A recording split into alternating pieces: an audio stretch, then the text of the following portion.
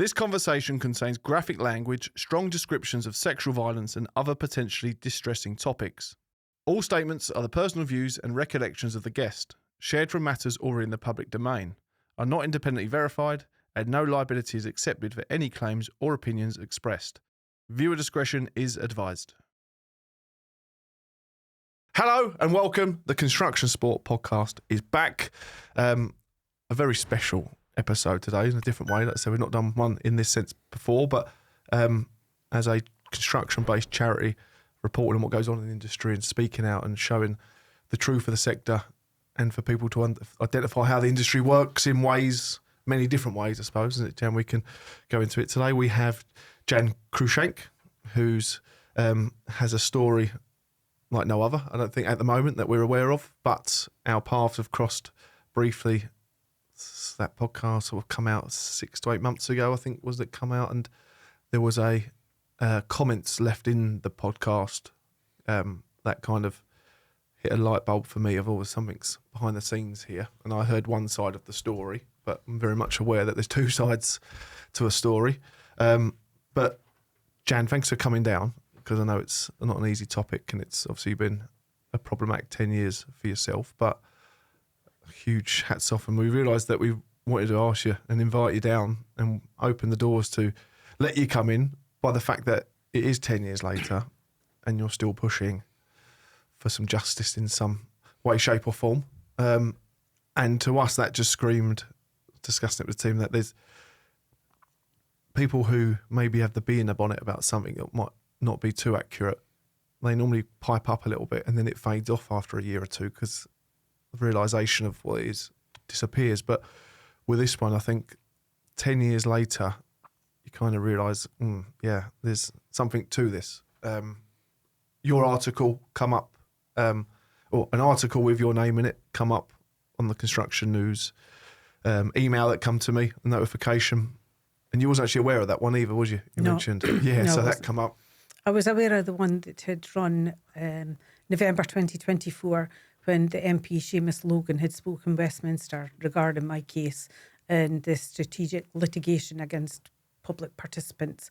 And it was raised in Parliament, and Seamus raised my case as an example of how some industries can try and silence victims.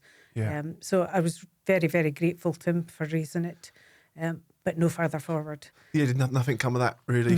No. After that?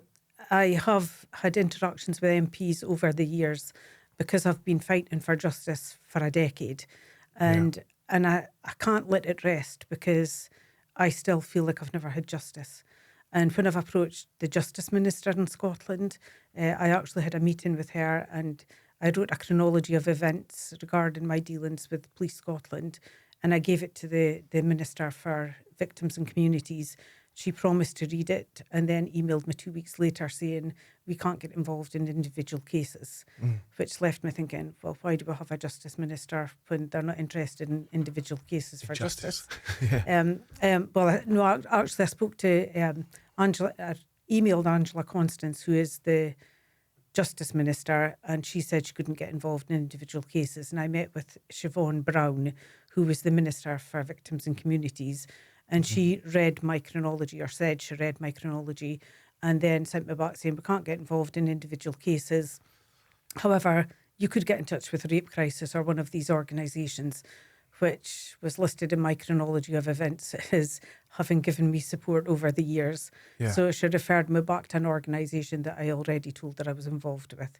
Yeah. So Seamus Logan has been really good speaking about it in Westminster, and has just recently come back saying that the Minister for CITB isn't really interested in meeting with me, and that they've referred me to the Public Service Ombudsman, who you need to be referred to by your MP, who I was referred to way back probably about 5 years ago. My then MP was David Duquid, and he said I should report the matter to some organisation. I'd be lying if I said which one. But he referred me on to an organisation who take a month to investigate the claim that you've put in, and then come back and say, that's not us, and they refer you to someone else who take a month to look at it, and then they say, that's not our department, and they refer you to another one. And here I am 10 years later, Seamus Logan has referred me back to the Public Service Ombudsman, and I've just written to him a week or two ago saying this has taken me back to the first step in the process where I was years ago. I've given you a copy of the correspondence from back then, and this is not right. CITB should not be allowed to use public funding to pay off a victim of sexual assault, even if they only believe it's an allegation. They should not be able to use this public funding to silence people and to cover up wrongdoing. Because originally, when they pushed for me to sign a settlement agreement, they wanted me to sign confidentiality, saying I wouldn't speak about the settlement agreement, I wouldn't speak about the amount that I was being offered, and I had to promise that my family wouldn't speak about it either. My family have been through hell throughout this whole ordeal. I can't silence my family. I've got no control over their mouths. So I refused. I refused to sign confidentiality. They said that I wasn't allowed to disclose the figure of the settlement, and I thought, well, that's okay. It's no one else's business anyway. But then they kept adding bits on about I couldn't say this and I couldn't say that, and then they finish up by I didn't want the settlement. I wanted to go to an employment tribunal and to have everything out in the open so that people could look at the evidence and decide for themselves what the facts were, and that the man who I reported had made baseless allegations that we were having an affair or a relationship, and I wanted to prove that it was lies. I wanted to prove that he was telling lies and I was telling the truth. And the CITB fought me from 2016 to the end of 2018, repeatedly asking me to sign a settlement, and I said no because I wanted accountability. And I think that's the hardest part in all of this. There's been no accountability. I went to work and I expected to be protected when I was in the workplace. CITB had policies about sexual harassment. They had policies about workplace bullying. I believe they also have a whistleblower policy. But when you come forward and you tell the papers, the policies aren't worth the paper they're written on if they can simply say you're a liar. And that's what they did. I reported this matter in June 2015. And it took CITB 11 months and 5 hearings to come to the conclusion they were going to dismiss me. Although I truly believe they'd reached that decision very early on in the process, because the way that I was handled throughout the investigations was shocking. The things that were said to me was absolute victim blaming. Never at any stage was this man asked why he'd exposed himself to me, why he'd taken his trousers off in the workplace, why he'd sent me a picture of his erection, why he'd sent me indecent text messages. He wasn't accountable for any of that. The only thing they were interested in was what was my reaction to his behaviour. I told them that because I was managing 100 apprentices in Aberdeen City, I felt that I had a responsibility, I had a responsible job, and I felt that if I couldn't sort out my own problems, I would be seen to be weak. So I thought I was dealing with it myself. This man didn't all of a sudden do all of these things within a week. It was a gradual process, and as he escalated his behaviour, I would slap him down and say, enough, no, you're out of order, I'm not interested. But he just kept going. Then there would be periods of time that he would leave it alone, and he would be very nice to work with. He was good at his job and he could be really pleasant. He had a nice enough personality, I thought. I thought that he was a friend. I didn't want to get him in any trouble. So I just thought, I've told him. So as far as I was concerned, the matter was closed. I would carry on working with him. He would be fine for a while. And then every so often he would be inappropriate. And I just used to think he's got really poor boundaries, but I've dealt with it. He knows I'm not interested. I had no idea how things were going to escalate. No idea. But the way you said it as well, you from when it came out, you literally fought with the CITB with it from day one, and then pretty much in a position where they obviously protected. It felt like, from your kind of experiences, they protected the individual who was actually the suspect, and you were dealt with. We were certainly not as a victim. We were certainly treated very differently throughout the grievance process. I mean, Did he lose his job? Nope. No, didn't. I still have all the notes from the grievance hearings. I've got the minuted meetings, and the manager who held the grievance, in his notes it says, no one's here to judge you. Please take your time. Just speak as slowly as you want. Take your time. I have no preconceived ideas. Everyone's here to just get a fair outcome. This is how he was spoken to. My grievance hearing notes say, these are very serious allegations. A man's reputation's at stake here.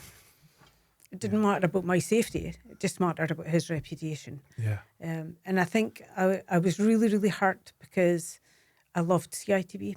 Yeah. I loved my job. I loved working there. I sold the dream to anyone. I used to go into schools and encourage young girls to enter into the construction industry because it was girl power and we needed more girls out there in the industry.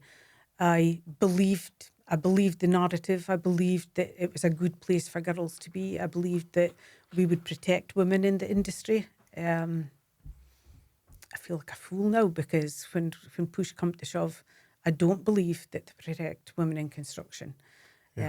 And that's sad. And that's why I keep speaking out, because this needs to be disclosed. It shouldn't be swept under rugs and shoved away into dark closets. So there's never been any case actually brought towards the individual, is there, from a criminal perspective?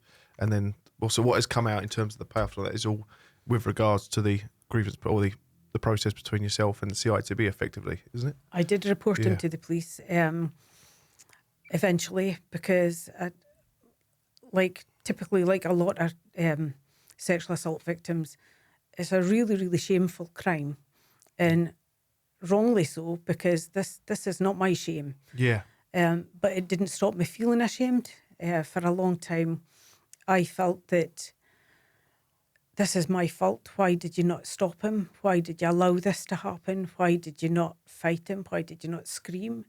The truth of the matter is this man was 10 inches taller than me. He was 5 stone heavier than me. I was frightened. I froze. And then I blamed myself for not stopping him. And then when I reported it to the police, I still kept saying it was my own fault. I didn't stop him. So then the police blamed me too.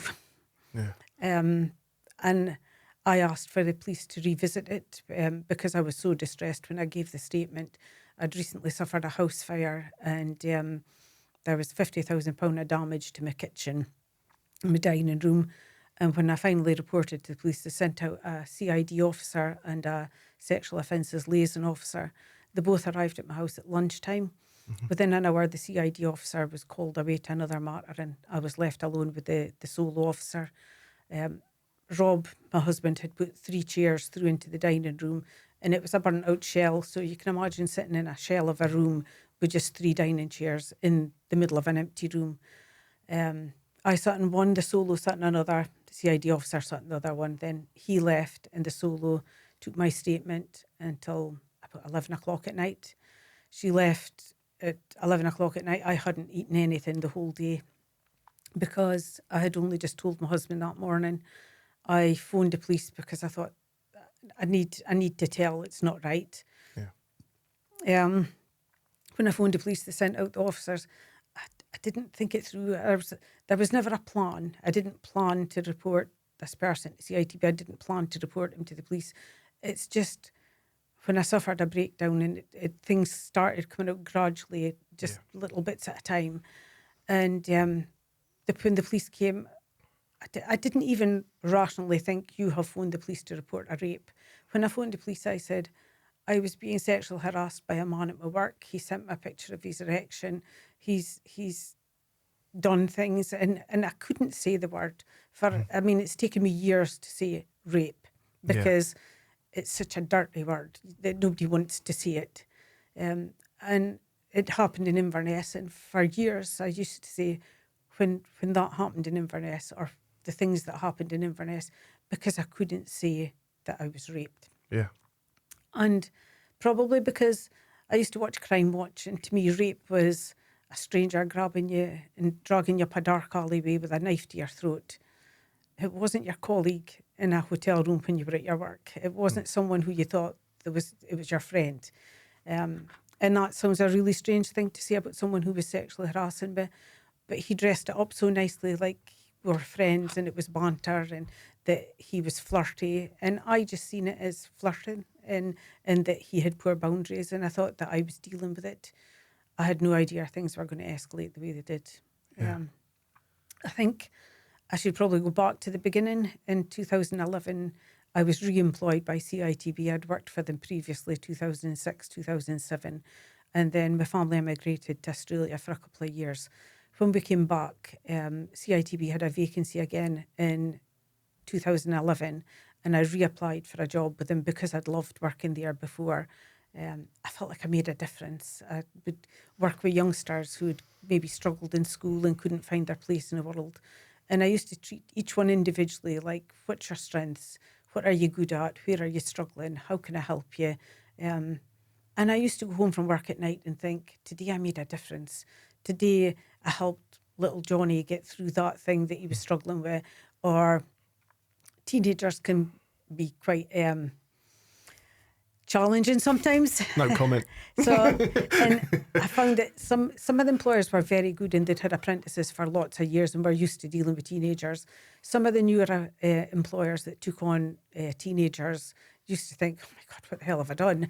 Yeah. Like there would be like a locking of horns and some teenagers could be really difficult to work with. And I used to sit down with the individual, like get to know them, chat to them, what's your hobbies, what do you do when you're not working, what are you struggling with at the job, why are you angry, what's your issues here.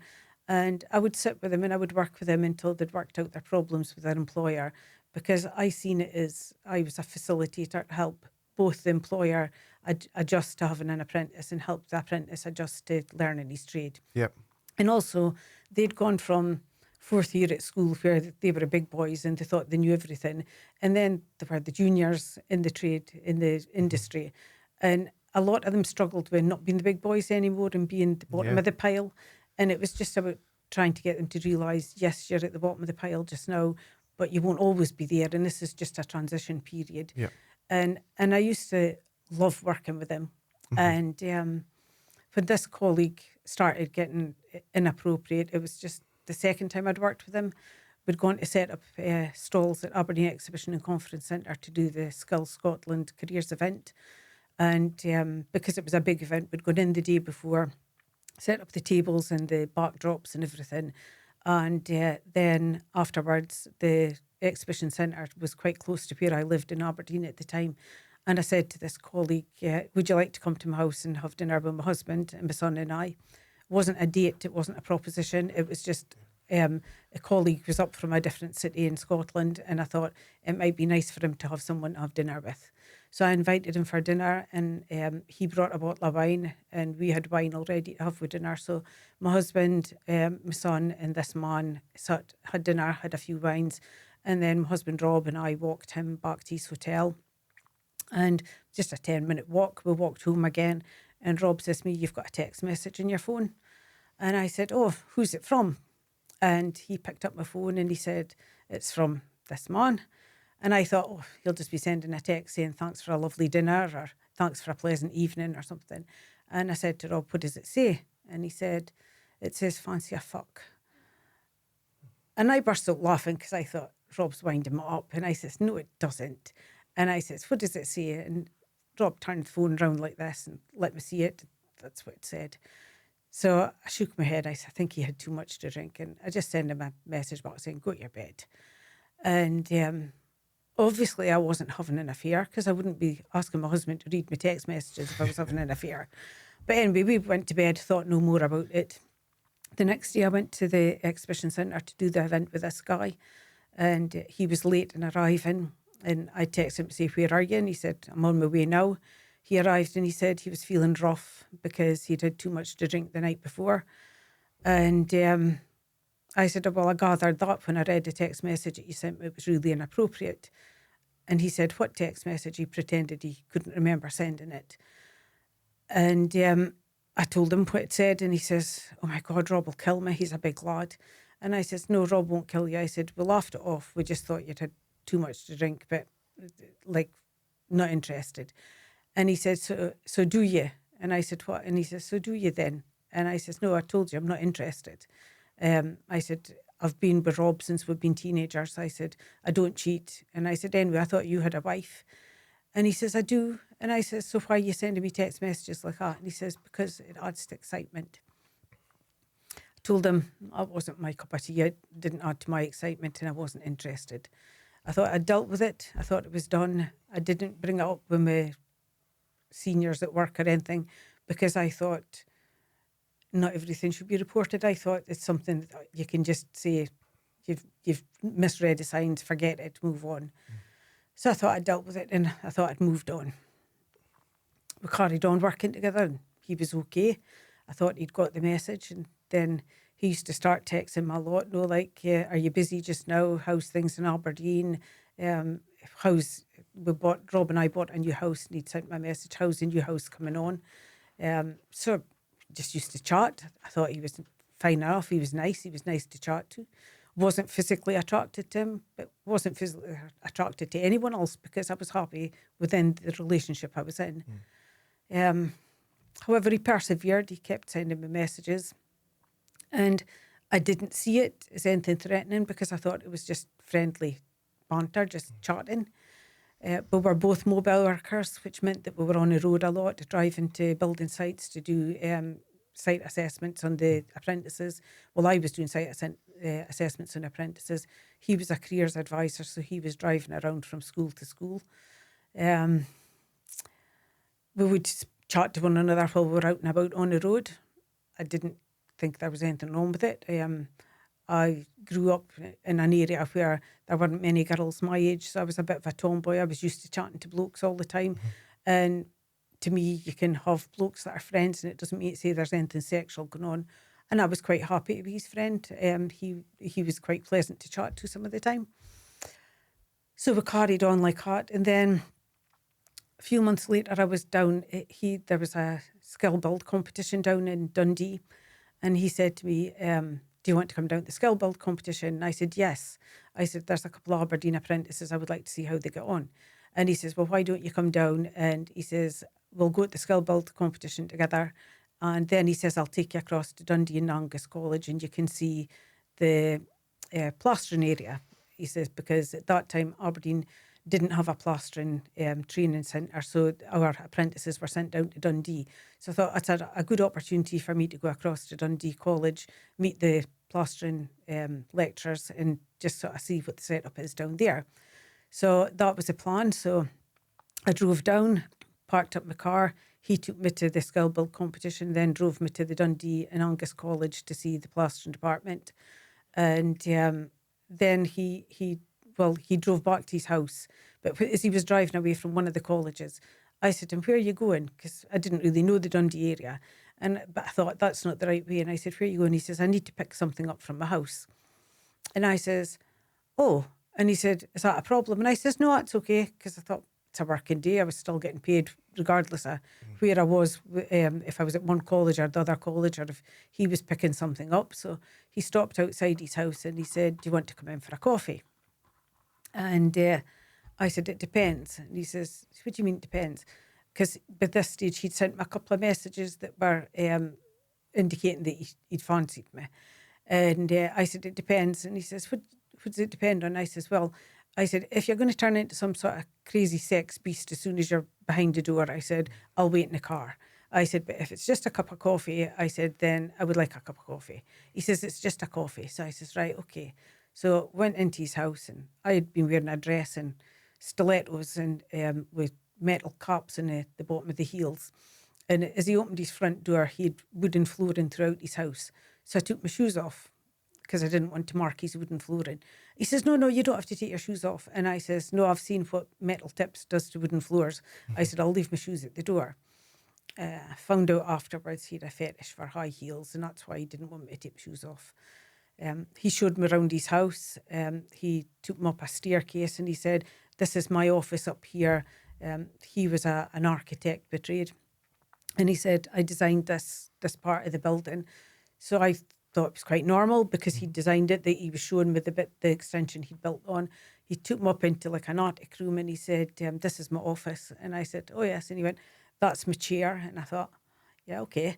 And he says, I visualise sitting in that chair and you sitting astride me, fucking me. And I about turned and I walked out the door and I says, not happening.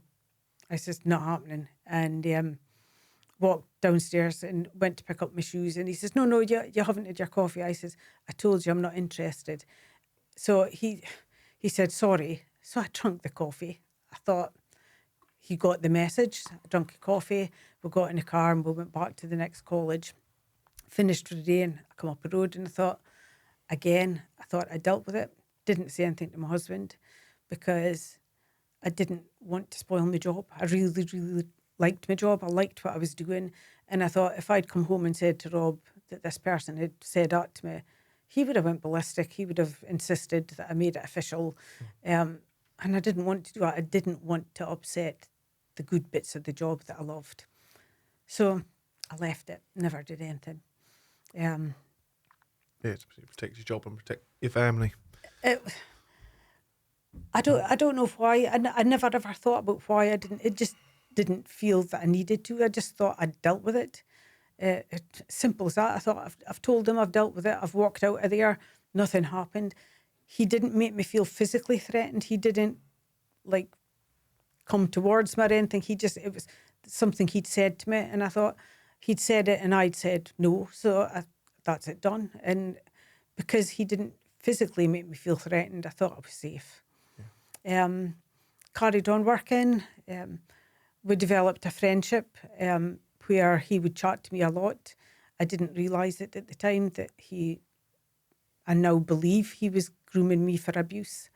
At the time, I just thought he was a bit smutty. But I thought it was something I could deal with. I then went on to work a while later. Again, because people say, why didn't you not do anything? Because sometimes there was months in between his behaviour. And in between that times, he was perfectly normal to work with. So there was no alarm bells ringing. I went on to work at Afford Transport Museum. They had a careers event there. And he was staying at a hotel nearby. And he said to me, CITB liked you to car share when you could so that it was less expenses for the company. So, and not just that, there was a safety element if you weren't travelling alone all the time. So he'd said, would I do the careers event? It was a 2-day event, Friday and Saturday. He said, could you cover Saturday? Because we don't often get people that will do weekends. My kids were all grown up, so it didn't make any difference to me. So I said, yeah, I'll help you cover Saturday. So he said, right, meet me at this hotel at 8:30 in the morning. So I got there at 8:30, parked up in the car park, sent him a message saying I'm in the car park, and expected him to text me back saying I'm on my way down. He appeared in the car park, no jacket, just his suit and his shirt and that. Appeared in the car park and he said, you're a bit early. And I said, you told me to be here at 8:30. And he says, yeah, but it's a 2-day event. The stands were set up yesterday, so we don't have to set up a stand, so we can go a bit later. He says, do you want a cup of coffee? And I said, well, actually, I'm bursting to pee because it was a really chilly morning. And I says, I'm bursting to pee. I said, I wouldn't mind coming in just for the toilet. So he says, come on then, we'll have a coffee before we set off for the event. So you learn when you're working mobile, if you go to the main reception, you've got to buy your coffee. If you're staying in a hotel, you've got the coffee facilities in your room. So quite often colleagues would meet one another in their hotel rooms. There was nothing bad thought of it. It was just a case that you would meet in a hotel room, you'd have a coffee and you'd carry on to work. Free coffee. So I went up to his hotel room. He led the way up to an attic room again and went into the attic room. First thing I did was go to the toilet, come out of the toilet, and he was making a coffee. And I looked around the room for somewhere to sit, and there was only one, like a bucket chair sitting in the corner, and his suitcase was sitting on it. So I thought, where am I going to sit? And I thought, I'll just sit on the edge of the bed. No, while I drink my coffee. So I sat sideways on the bed, and I was drinking the coffee, and I was chatting away, as you do. And then I don't know if I'd asked something, but I didn't get a response. So I turned around to look to the side of me to see why he wasn't replying to me. And he was walking towards me from this side with his trousers open and his boxer shorts pulled down and his penis pulled over the top of his boxer shorts. And I said to him, whoa, you're out of order. And I says, you're out of order, I'm leaving. And he just totally ignored what I said, and he stared straight at me and he said, touch it. And I said to him, no. I said, I told you you're out of order and I'm leaving. And I stood up and like, as I'd stood up, he was buttoning himself all up again. And I kept thinking, what did you do to give him the wrong impression there? What did you do to give him the wrong idea that, like, were you being too chatty? Were you laughing? Were you joking? Were you flirting? Did you give him the impression that this was okay? And I couldn't understand why he'd behaved like that. And I was shocked. But he quickly made himself really normal again and said, I'm so sorry, I'm so sorry. And I went on and I worked with him. I carried on to go to work and worked with him like nothing had happened because, again, I thought I dealt with it. I thought he's been told. I was a bit shaken. I remember thinking that it certainly wasn't normal behaviour. But I carried on. I did the job. We did the event at the Transport Museum and carried on like nothing had happened. I went home, didn't say anything to Rob because I thought Rob would have went ballistic if I'd told him he'd exposed himself to me. And again, inside my head, I thought, you've dealt with it. And I also thought, I don't want to lose my job. I don't want to make things complicated. I don't want to cause a scene. I didn't want to be seen as being too prim and proper in a man's world, although I realised that was definitely unacceptable behaviour. Yeah. I was trying to find a balance of how I fitted into this working with men without being like, oh, like you can't swear in front of her because she'll go report you or something. So I was just trying to make sense of it all in my head. And then there was no danger there anymore. I was out of that situation. There was no danger. I felt safe. I felt like I dealt with it. I cancelled that out in my brain. It was gone. So I carried on working with him. He was sending me text messages. Your arse looked good in them trousers today. And I would send him messages back saying, still not going to sleep with you. It's not going to happen. Forget it. And I remember saying to one of my female colleagues, 10 out of 10 for perseverance. I said, because I said, he's not going to give up. And she was laughing and she said, she says, I don't think you should be friends with him, no, if he's behaving like that. And I said, oh, he's harmless. Famous last words. One of the other colleagues, another woman, she was about 20 years younger than him. And she had commented on his behaviour and I'd heard rumours that she'd had a relationship with him. And I said to her, and she denied it. She says, no, there was no relationship. No, absolutely not. She says, he's old enough to be my dad. And she says, in fact, she says, I used to wind him up and call him pedo when he was flirting with me. And I says to her, so what kind of things did he do? No, when he was like flirting with me and that. And she says, oh, he used to send me text messages telling me how much he fancied me, what he would like to see me wearing, what kind of sexual positions he'd like to take in, and what kind of shoes. He had a fetish for shoes and nylons and stuff like that. And she says he used to go into great details about what he would like to do. And I says to her, I said, he sends me stuff like that as well. I said, really? I says, nobody would believe it. I says, because in public he's such a polite gentleman, holds doors open for women, wears a suit, just everything that you would not believe a sexual predator would look like. And she says, oh, you've no idea. She says, he can be like Jekyll and Hyde. She says, he can be so nice, so helpful, like really helpful at work and everything. And she says, and then the next minute she says he was so bad. She says he used to press himself up against me in office. And in the workplace as well. Yeah, and she says, oh, you've no idea, Jan. She says he was like an effing vulture. She says he was so bad at one stage. So it was a messenger conversation that we were chatting on, and it was late in the evening and we'd both been drinking, but it was very coarse. But I kept the conversation and I said to him afterwards, I says, you've got a problem. I says, you're a sexual predator. And he said, what do you mean? And I said, all of this filth that you're sending me, I said, and you used to send it to her as well.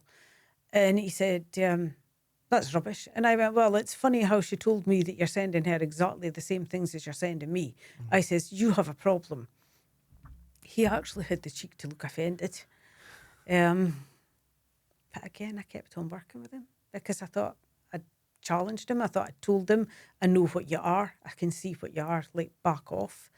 He started tell him all the time how he was having trouble with his wife, how much he wanted to sleep with me. And I kept telling him I didn't do cheating. I loved my husband.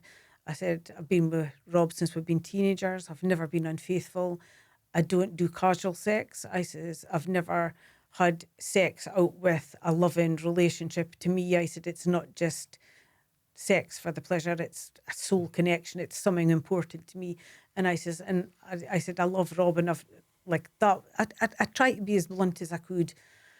He then started telling me to fall in love with me, obviously thinking that if there was a love connection, it would maybe make it different. And I says to him, I love Rob. He was hard work, but he dressed it up so nicely, like a friendship. And I didn't want to hurt his feelings. I didn't want to say to him, look, naff off, I find you repulsive, because I thought that's mean. Yeah. And I didn't want to be mean. So I wouldn't say it. I wouldn't be as blunt as that, even though I felt it. Leading on, I just carried on like that. At one stage, I did say to my line manager, do you know, he's really inappropriate sometimes. And he said, what do you mean? And I said, well, he sends me some text messages, I says, that are really not acceptable in the workplace. And my line manager said, do you want me to have a word with him? And I said, no, it's okay. I've told him. I said, but I just wanted to make you aware. No, like, he can be a bit over the top sometimes. Again, I thought I dealt with it. In March 2015, we were invited up to Inverness for a 2-day conference at the CITB offices. So there were quite a big crowd of the team had gone up for the 2-day event. This man wasn't part of the team that should have been there, but made an excuse to be in the Inverness office that 2 days. He said he had a meeting with his line manager, who was a different line manager to mine. And he sat in over our meeting on the first day and just basically listened into what was going on. And then the second day, where he said he had a meeting with his line manager, he left early because there was no meeting. So he had made it up just to come to Inverness so he could have an overnight stay. I'd asked to be put in a different hotel because I didn't fancy the one that they were booking me into. But they said, no, they were doing a group booking and we were all going to the same hotel. So they put 5 members of staff into the same hotel on the 31st of March 2015. There was me, there was 4 other colleagues, all men. And I was fine. I never ever felt unsafe at work, so I just went. Had the conference that day at the CITB offices, and then we all headed to our hotel at about 4:30 in the afternoon. It was March, it was broad daylight, it was still a nice day. Got there, checked into the hotel. This colleague sent me a message saying, what room are you in? Do you want a coffee? What room are you in? So I told him what room I was in, because again, I'd had coffee with him before, and I'd had coffee with him several times, and he'd only exposed himself to me once, so I thought he's got the message, we're okay. He came to my room and he had a bottle of wine in his hand. And I says, what's the wine for? He says, I thought we could have a wine. And I thought, well, I've drunk wine with him before. No, we're all at the house and that. And I said to him, it's a bit early, I don't drink during the day. And he says, we're going to be meeting our colleagues at 6 o'clock to have our wine anyway. And I says, it's too early, I don't drink during the day. And he says, oh, come on, Jan. He says, you've been up since what time this morning? He says, you've been on the road since about 6 o'clock driving up to Inverness for this meeting. It's been a long day. He says, everybody's tired, the cars are all parked up. He says, we can have a wine. He says, it wouldn't do any harm. He says, you'll be having a wine with your dinner anyway. And I just thought, so for God's sake, okay, we can have a wine. I just thought, if it shuts him up, we'll have a glass of wine. So there's only tumblers in. It was a Premier Inn. There's only tumblers. So I turned around to pour 2 tumblers of wine, and he was standing there with a suit, a jacket, a tie, shoes, trousers, everything. He was fully dressed. And when I turned back with the 2 glasses of wine poured, he was standing there in his boxer shorts, bare feet, no jacket, no tie, no trousers. And I looked at him and I burst out laughing. I was petrified. And I didn't know how I was supposed to react. And I laughed because I laugh when I'm scared. And I know to most people it seems a really inappropriate reaction, but that was, I can't explain it. I just laughed, and he stepped forward and grabbed him and he put his mouth over mine. And I froze. Any hope that I had of fighting him off or doing anything just left me. And it was like someone took a defibrillator and shocked me out of my body. There was John the Shell standing at the end of the bed, and there was me up here floating, watching what was happening. And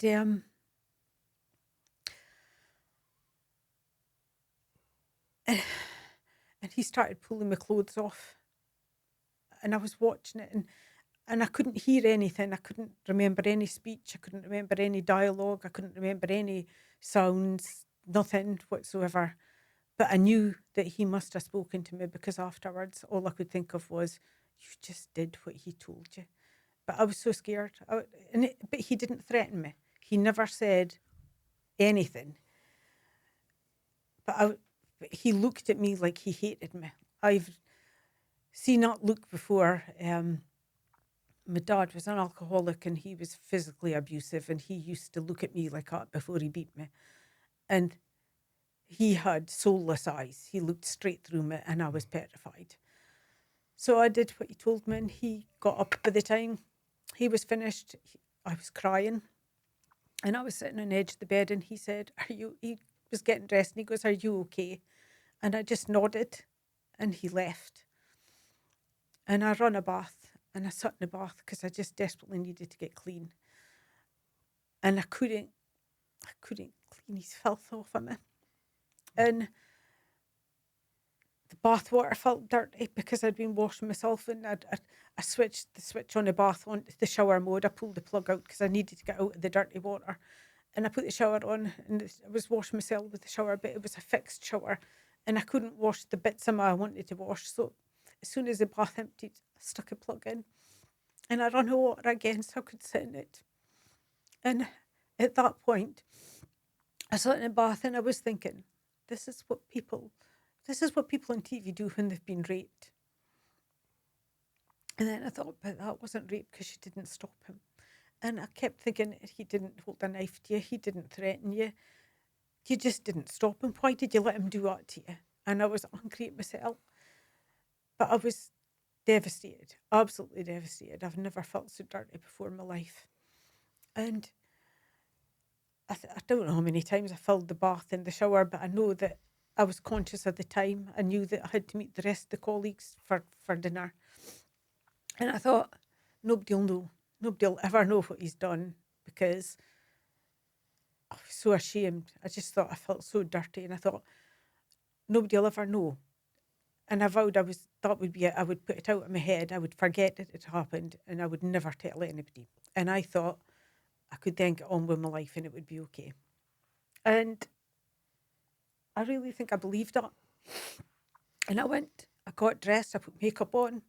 I went down and I met the rest of our colleagues, and I sat with him and the other 3 guys, and we ate our dinner, and there was football on, and I remember saying, right, I'm not really into football, I'll leave you guys to it. I'm on my way back to my room.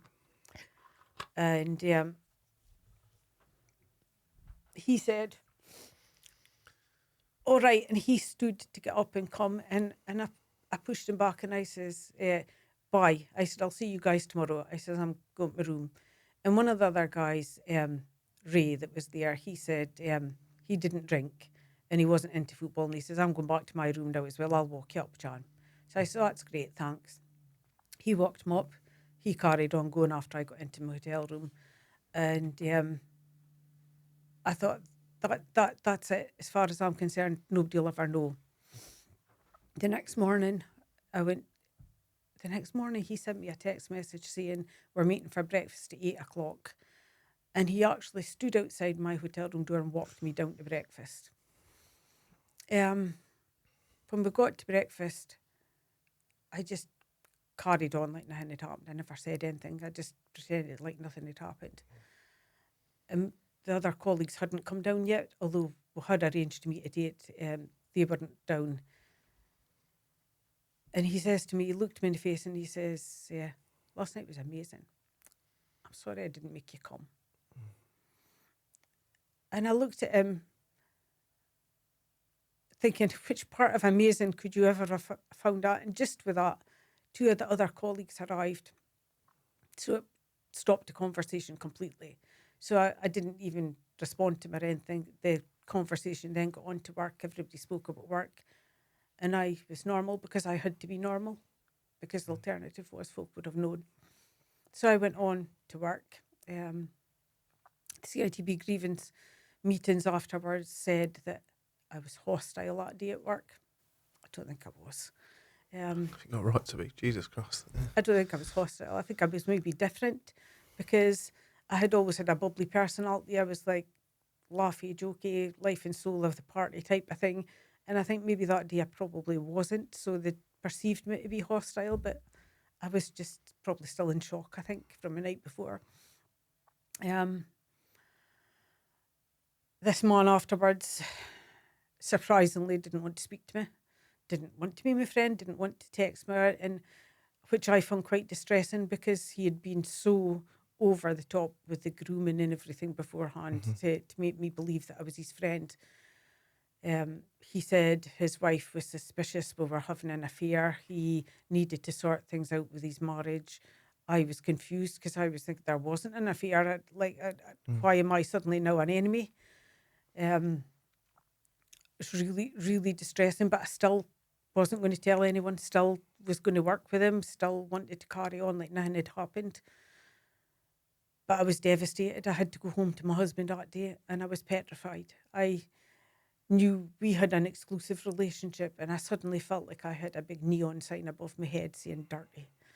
And I thought, he's going to know as soon as he touches me, he's going to know I'm different. And I went home. I think I got home late afternoon and opened a bottle of wine. And Rob says, what are you doing? And I said, oh, it's been a long drive. I said, I just fancy a glass of wine. Which I think he thought was unusual because we used to enjoy a glass of wine together in the evening, but never before dinner or anything. And he was like, oh, it's not like you, but why not type of thing. So I think he had a glass of wine with me. I'd always had a really good sex life with Rob beforehand, but I was petrified. I didn't want to sleep with him. I was petrified in case this man had given me any infections or STDs or anything. And I thought, I didn't want Rob to notice I was different. I didn't want him to get any infections. But I was also petrified if I don't sleep with Rob, he's going to wonder why I suddenly now don't want to sleep with him. I was so tortured. It was absolutely unbelievable. I didn't know how to deal with it. I think eventually at some point we just had sex and I was so relieved thinking he didn't say anything. He didn't say I'm different. I didn't feel dirty to him or anything because inside everything in me was screaming filth. And I was petrified that that's how he would see me.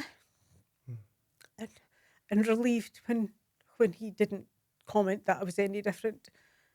So I thought, I'll get away with this. Nobody will ever know. Nobody will ever know. I'll never have to tell. But I was lying to myself. I was devastated. And the only way I could cope with it was to stay busy. So I worked hard during the day. I kept it busy. I kept it going 24/7. When I got home from work, I would sit down in the evening and I would drink wine quickly just to get drunk so that I wouldn't have to think about it. No. Yeah. I would go to bed and like when you have a dream and you're waking up early from a dream and you think, oh, I didn't like ending to that dream. I think I would like to go back to sleep for 10 minutes and just give it a different ending just so that it sits nicer with me. It was like that kind of feeling. I constantly thought and overthought the situation over and over through my head. And I thought, what could I have done differently? How could I have stopped it? How could I have reacted to have made that different? Then I thought, I couldn't change it. Nothing I did could ever change it. And I thought, I need it to go away. It always goes back to you blaming yourself as well, isn't it? Oh, definitely. Yeah. Definitely. I thought, how stupid were you? How stupid were you for letting him in your hotel room? How stupid were you for not stopping him? How stupid were you for allowing this to happen? And I really blamed myself. Never at any stage did I think, what is he that he could do? What he's done. It was all me. I blamed myself for a whole lot of it. I thought, you allowed him into that hotel room. You allowed that to happen. And I felt like I had cheated. And I knew on an emotional level, on a physical, there was no cheating. None of that was my choice. None of that was what I wanted. But I thought, you didn't stop it though, so that makes it your fault. And I was punishing myself with the drinking all the time, just because I thought it was your own fault. I didn't realise I was punishing myself. I just wanted to block it out. I wanted the overthinking to stop. I wanted it to go away. That was the 31st of March it happened. On the 31st of May, we suffered the freak fire in a house. And I phoned the fire brigade when we discovered the house was on fire, and I was only Rob and I in the house at the time. We went to get outside, and I burst into tears.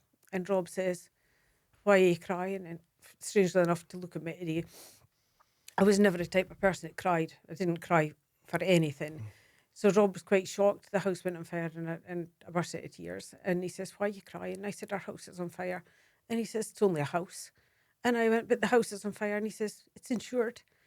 But once I'd opened the floodgates, I couldn't stop crying.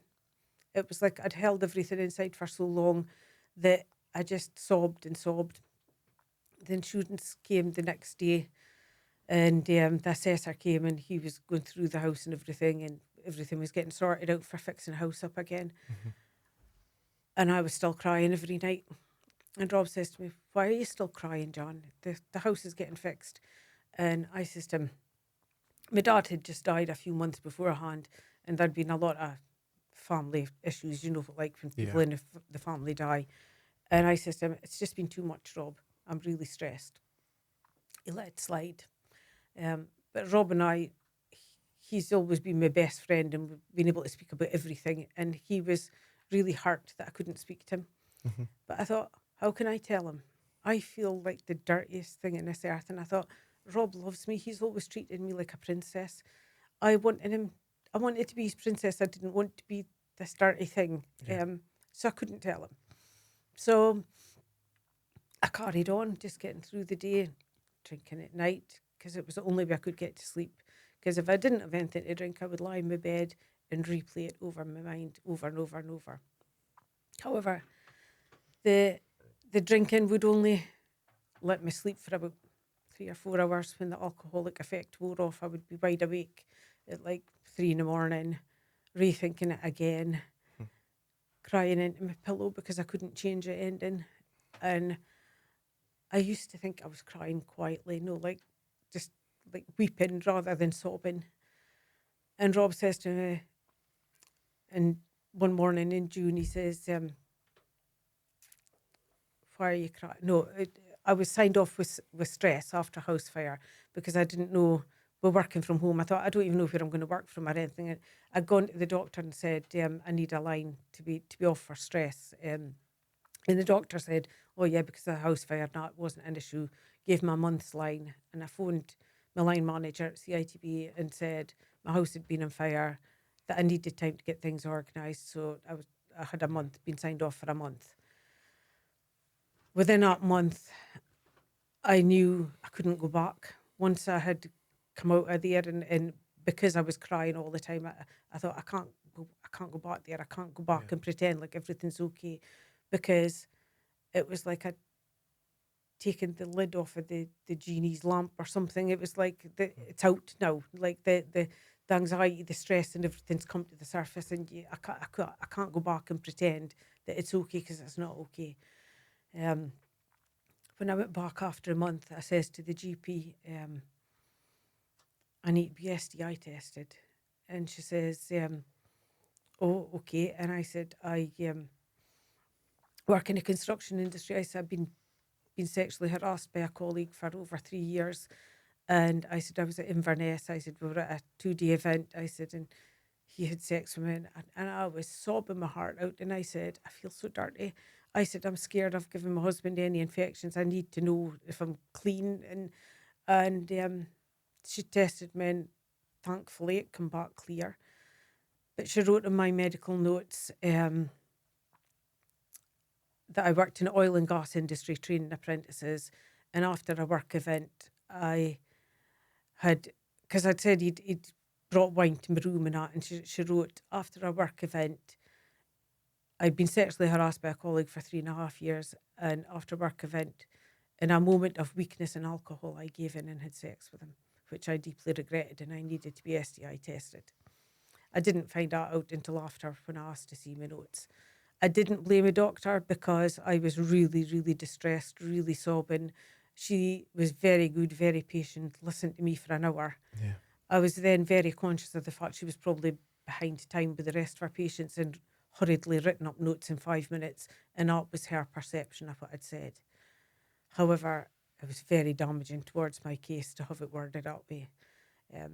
And I did ask her to amend it afterwards, because I said, that is not what I said to you. I said, for starters, I've never worked in the oil and gas industry in my life. I said, so you've got that bit wrong. I said, you've got the other bit wrong. I said, that is not what I said. So that caused me a lot of distress. So that was like in the end of June. We then got into July, and one morning Rob says to me, in June I had raised the grievance at this point when I realised I couldn't go back to work. And I sat down with a piece of paper to write down all of the things this guy had done at work that was inappropriate.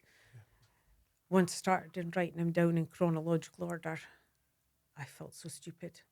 When I sat and looked at them and seen the pattern of behaviour, again, I blamed myself for not noticing it sooner, for not putting it all together and saying this was a serious problem. I honestly just seen every event as an individual thing that I dealt with on an individual basis. I didn't want to make a scene.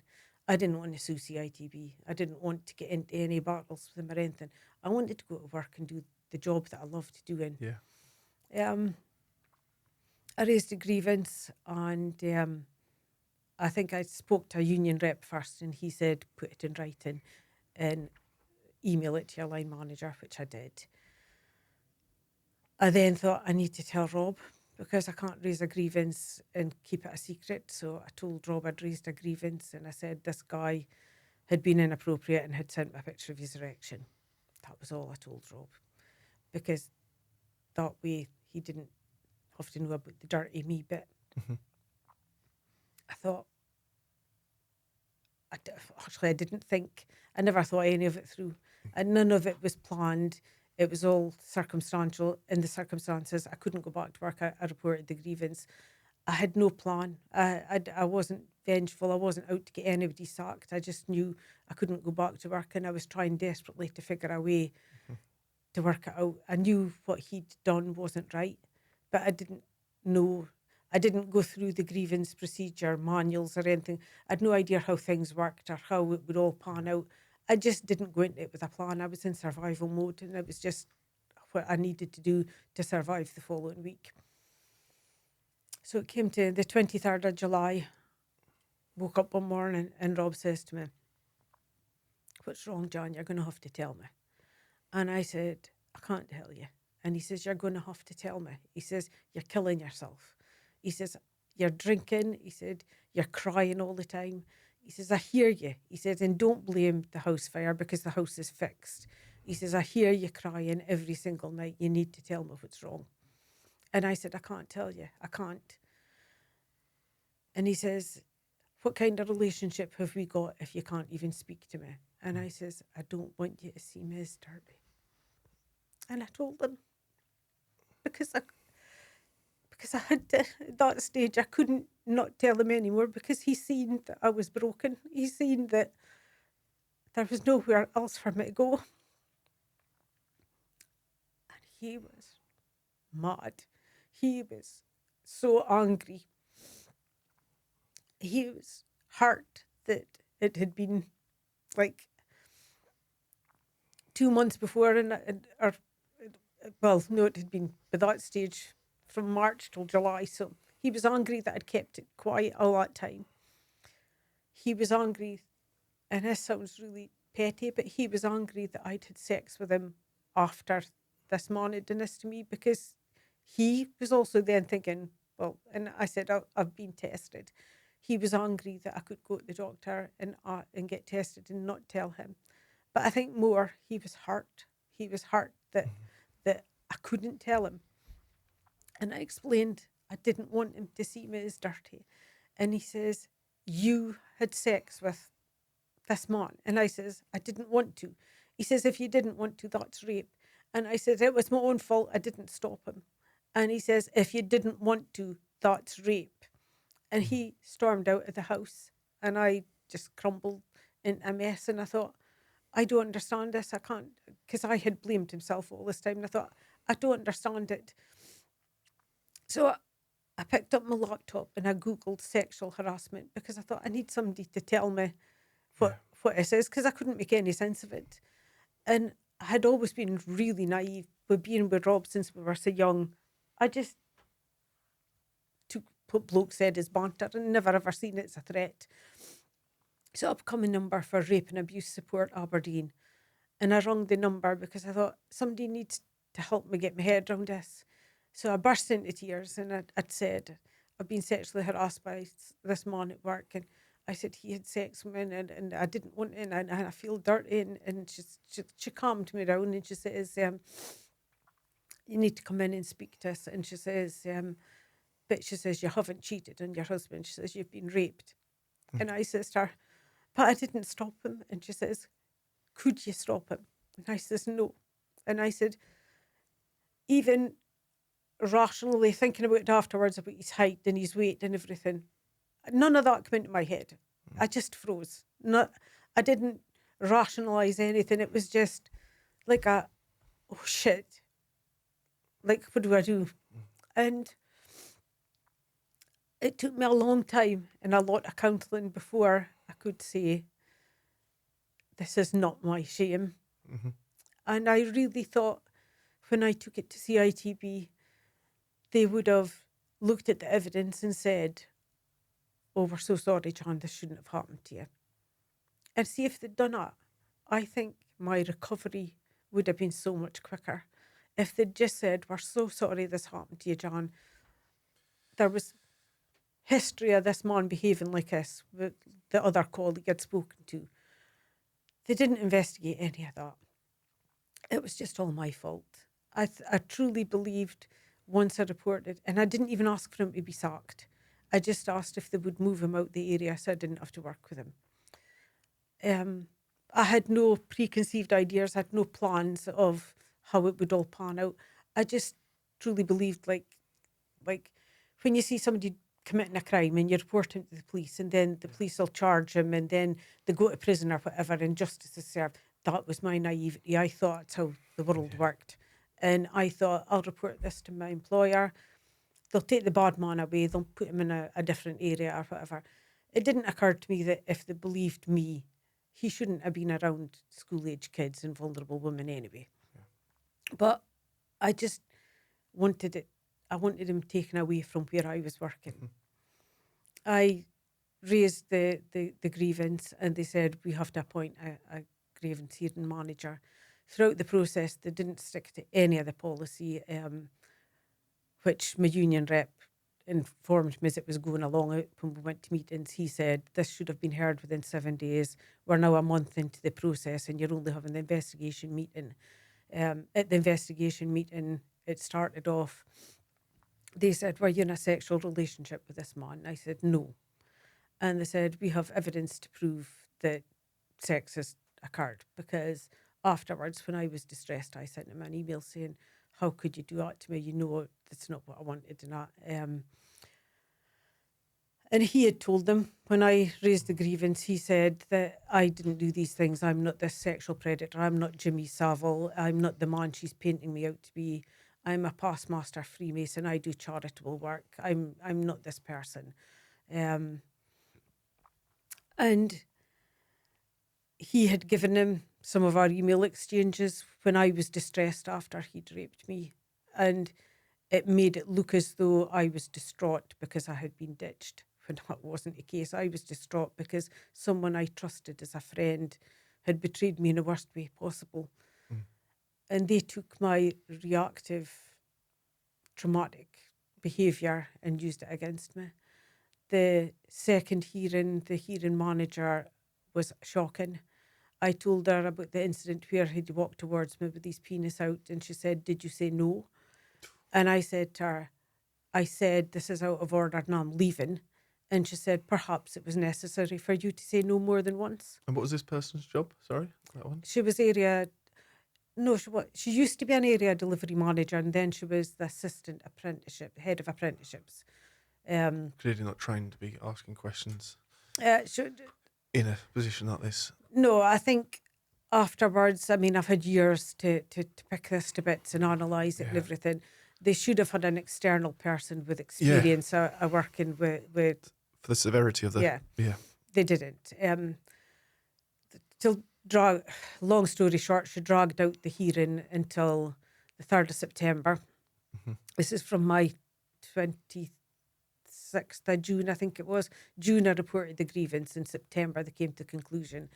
And then I had a part-time union rep that was advising me, and he'd just come back to work after having 3 brain aneurysms, and then said afterwards he had memory lapses because of the brain aneurysms and couldn't give evidence at a hearing.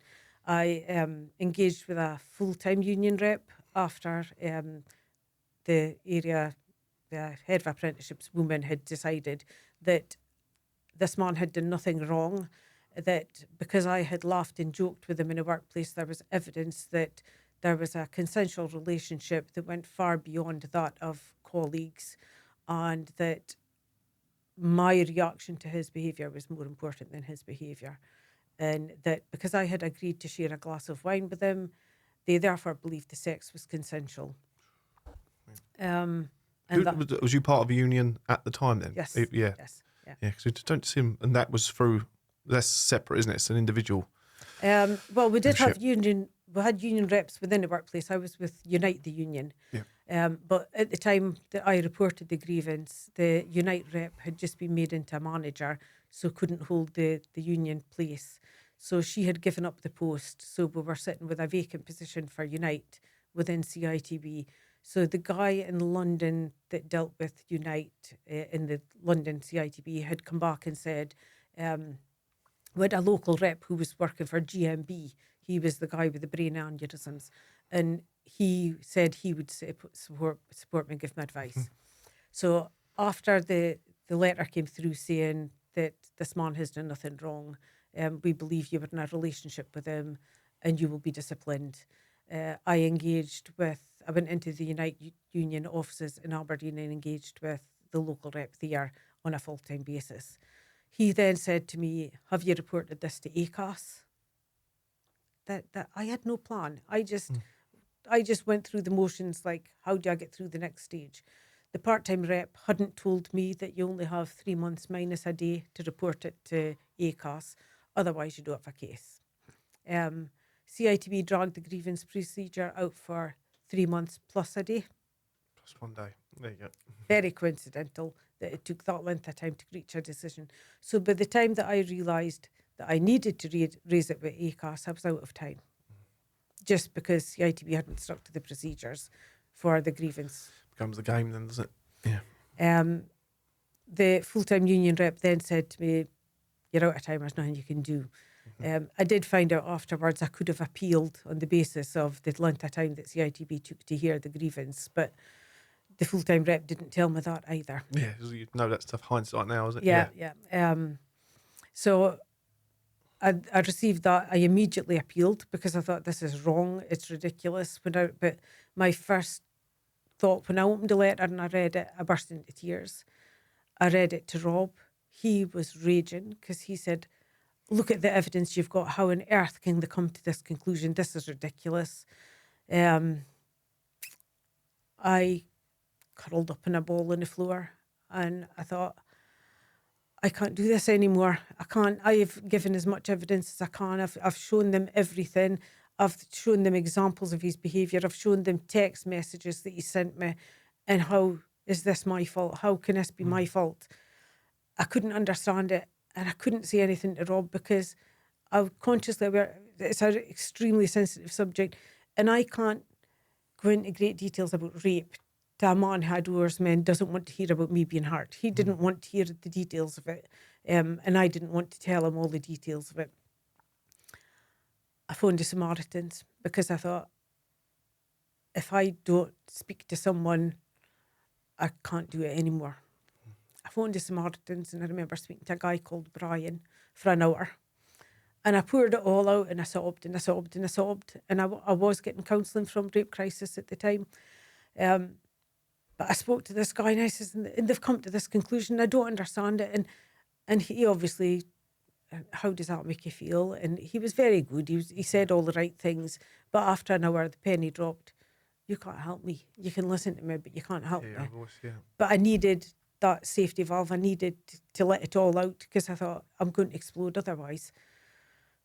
And as usual, CITB sent me the letter on a Saturday morning where you can't contact anybody back. They did it the whole way throughout the proceedings. Every letter I got was an email at 5 o'clock on a Friday, or the letters came on a Saturday where you had no opportunity to respond. So you spent the whole weekend feeling sick because you had no one to speak to. I appealed, and they then sent me back a letter saying, could you be more specific about why you don't agree with this? I then sent them a very detailed letter about how specific I was. Specific, yes. Went into great detail to give examples and evidence how they'd got it wrong. And that was, well, the 3rd of September, they sent me the letter, and I had 5 days to respond or something. I responded within 2. And then they come back and said, we need more details. So I think still within the 5 days, I sent them the detailed letter saying why I didn't agree with their decision.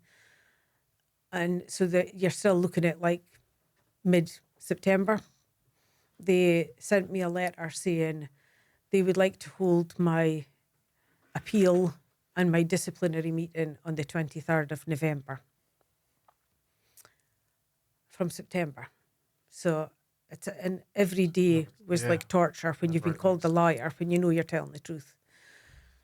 I was extremely ill by this stage. I'd been diagnosed. So they can control that date. Apologies. They controlled all the dates. So why not? Even though I was off with extreme stress, I never refused a meeting. Every time I made myself available for every meeting that they called.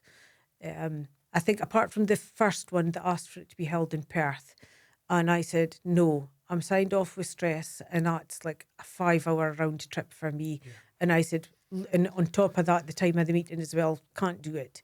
So they changed it to Aberdeen. It's handled, isn't it? So even handled it somewhere what's comfortable for you to get to. Well, once the union rep had challenged it and said, Jan's off with stress, she can't do that. So they moved it to Aberdeen. And I had the first meeting in Aberdeen.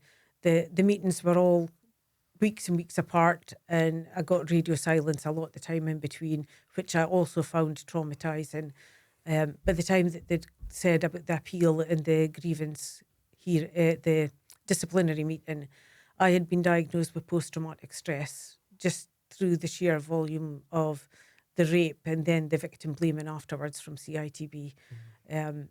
Rape Crisis wrote to CITB 3 times to say, Jan's distressed, she's suffering from post-traumatic stress disorder, you're re-traumatising her by making her relive the sexual assault. 3 times.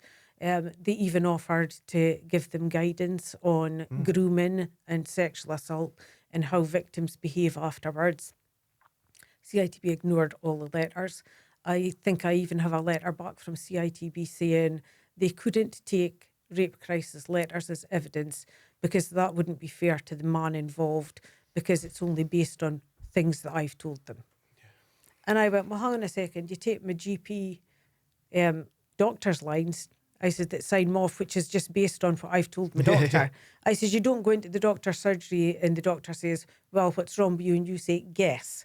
I said, you tell the doctor what's wrong with you, exactly the same as you tell the rape crisis counsellor what's wrong with you. I said, so why can you not take that, but you can take what the GP will say? I was ignored on that one. I asked them, when they said both my appeal and my disciplinary hearings would be heard on the 23rd of November, I asked them which one would be first, and was met with probably the disciplinary. And I went, so you've already decided you're disciplining me before you've heard my appeal. All right, okay, well, we'll hold your appeal first. It's all over. Shut. Eventually, they invited me in for the appeal and the disciplinary hearing on the 23rd of November. At that point, I requested a member of Rape Crisis to come and support me because they had traumatised me so much in previous meetings. On one of the previous meetings, I asked for a support worker to come with me because it was really traumatic way they were questioning me. And one of the HR officers said, no, you can't have a support worker with you because you can have your union rep or a colleague, but you can't have MD external into the meeting. So I was refused a support worker at one stage. But then when they received a letter from Rape Crisis saying that I was suffering from post-traumatic stress disorder and that I needed support, I think at one stage they said, no, you can have your support worker on the phone and we'll let you have breaks to speak to them if you need to. And Rape Crisis said no, and they gave me a support worker with me in a meeting. That meeting lasted 5.5 hours, and that was just the appeal. During the appeal, again, I was subjected to a, did you flirt? Was there anything that you did that could have been construed as flirting? And I said, I don't know. I said, I'm quite a bubbly character. I said, probably could. Yeah. I owned everything that I'd done. I didn't deny anything. Where I thought that I had maybe doubted myself, no, like, well, did you do anything to lead that on or whatever? I owned it. I admitted it. I said, probably could have been, they hammered me whenever I admitted that I could have done something wrong. 5.5 hours. With a few breaks in there, or was it just? I think we did stop for a lunch break, and then to stop every so often, because when they said, this colleague said that I had been in a hotel on a Sunday night and that I was begging him to come and sleep with me. And I was supposed to have been in a hotel in Glasgow, and I said I wasn't in Glasgow then. At the time I was doing leadership and management training, and it was delivered by Strathclyde University, and it was in Glasgow. And CITB used to pay for me to go down on a Monday, spend the Monday night in a hotel, and come home. I have the training on the Tuesday, or have a training on Monday, spend the night in a hotel, come home the next day. But they paid for they booked and paid for my accommodation.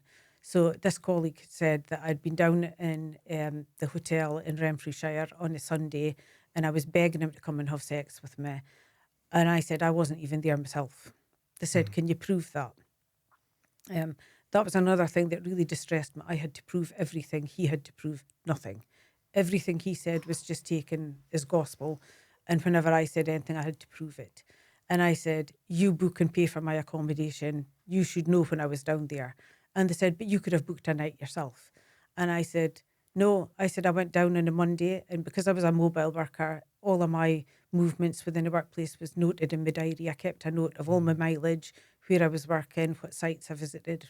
So I looked at my diary and I said, I went down on Monday. I didn't go down Sunday, so I couldn't have been there begging him to be with me. Can you prove that? And I said, I fueled up my car in Dundee on the way down.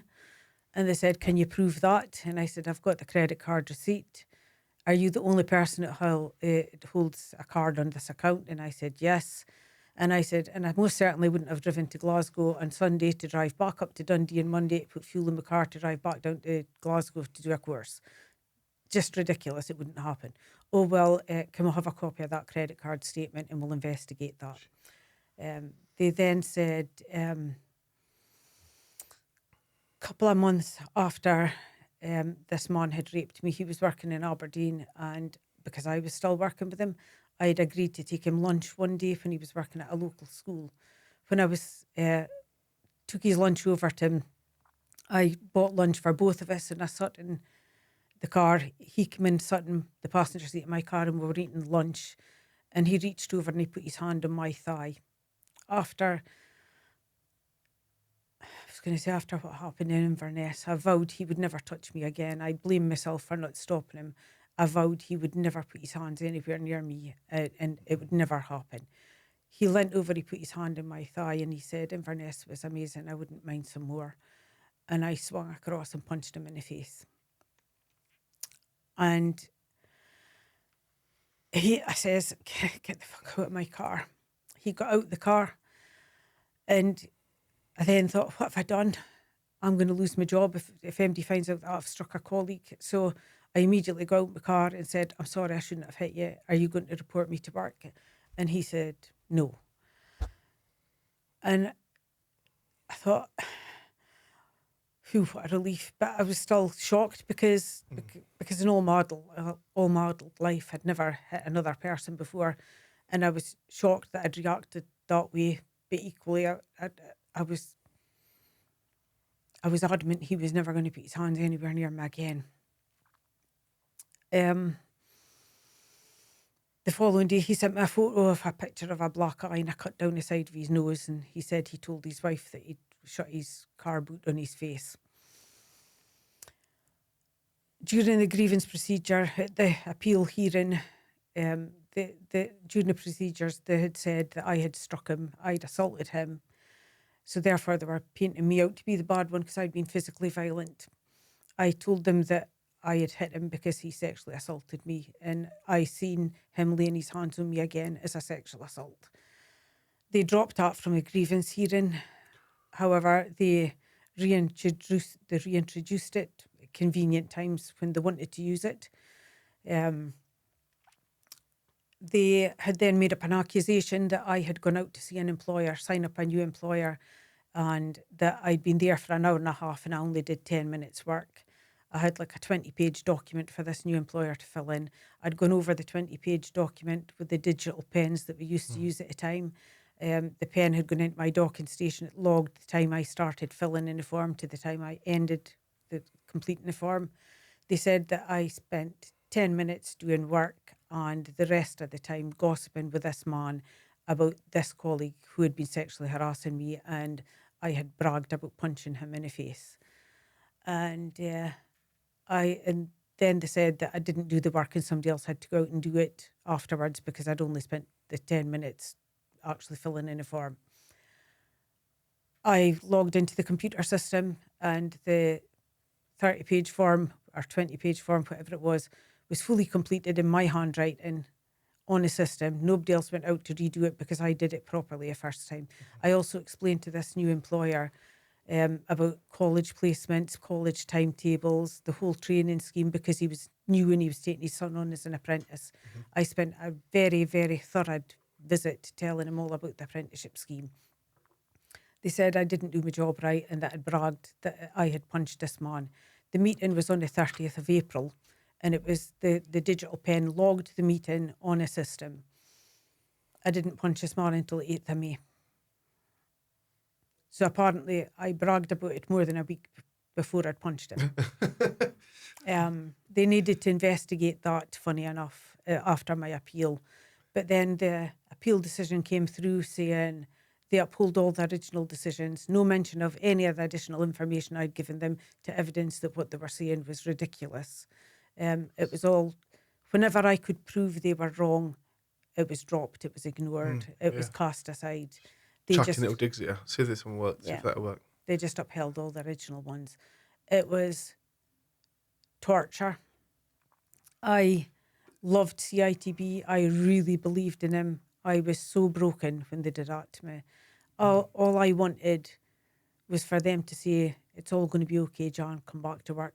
Even halfway through it, if they said to me, oh my God, we see all your evidence, we've made a mistake here, we're sorry, please come back to work. I would have gone because I loved my job so much.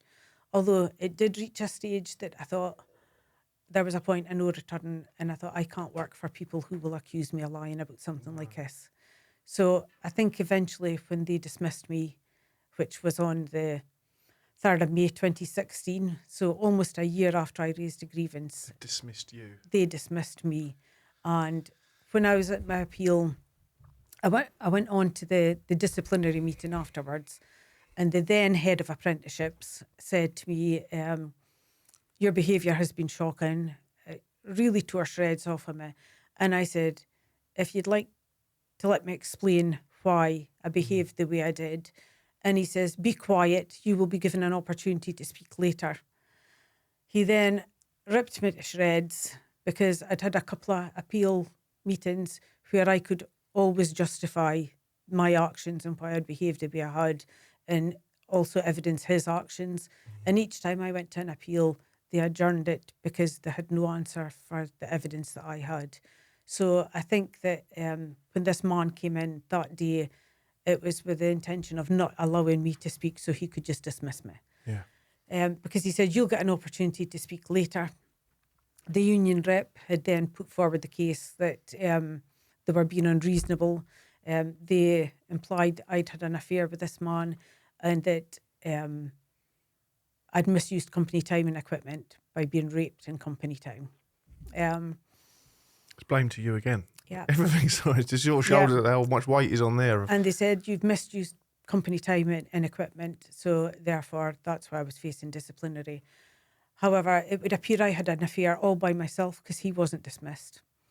At the start of the grievance procedure, I was obviously on sick leave because I'd suffered the mental breakdown. He was told to go on gardening leave while they investigated what was going on. The following meeting, the second, because we had an investigating meeting, then a grievance hearing, and I got copies of his notes and he got copies of my notes. Mm-hmm. So when I seen his notes at the second meeting, he said, I know you told me to stay at home while you investigated this. However, I have done nothing wrong and I have work to do, so I've come back to work. He went back to work. He's calling the shots. He told everyone his version of events. Anyone who initially stood by me and gave evidence to support me withdrew their evidence because obviously they then heard his version. I was told if I spoke, I was off sick, and I was told if I contacted anyone from work or spoke to anyone, I would be dismissed. So I was basically told I was isolated. I had nobody to speak to. They offered me the employee assistance programme, but I'd spent months of hearings where they were telling me I was wrong and it was all my fault. They were paying this employee assistance programme. I had no trust in them. There was no way I was going to someone that CITB were paying to offload my heart. Yep. We hear that a lot as well. I couldn't do it. Yeah. To me, it didn't feel impartial. So I would rather suffer in silence than tell my enemy what my weak spots are. Yeah. So it wasn't happening. Yep. They dismissed me. They said that that I had been vindictive and trying to ruin his reputation. And when he come back to me afterwards, after the rape, he said his wife thought we were having an affair and she was going to tell my husband. He was gaslighting me. I was extremely distraught because I didn't want MD to know ever that this man had ever touched me. So I emailed his wife and said, I'm not having an affair with your husband. I'm not interested in him. He's the one that's been chasing me.